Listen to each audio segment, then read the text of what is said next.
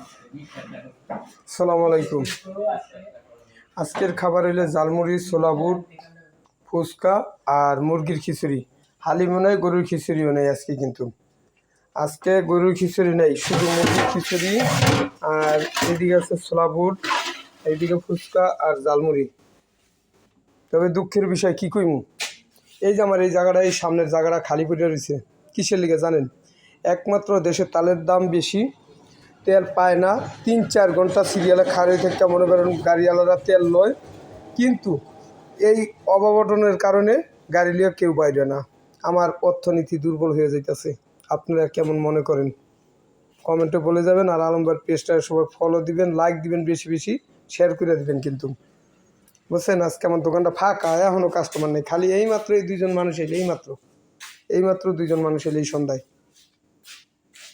মানুষ যদি রোডে যদি না থাকে কী বাজে দোকানদারি করবো বলেন? বপুলা মানলে খাইয়ে বাঁচতে তো কষ্ট হয়ে যাইতেছে। মানুষ রোডে নাই। একজনের শখের একটা বাইক আছে, ওই বাইকটা দিয়ে এলে চলে আসে, কিন্তু এখন আর আসতে পারতেছে না। যাক, ঠিক আছে, সবারই ধন্যবাদ। আমি দোয়া করি যে শান্তি শৃঙ্খলা দেশটা চলুক, মানুষের অভাব অনটনের থেকে বাচ্চা থাকে। ধন্যবাদ সবাইকে।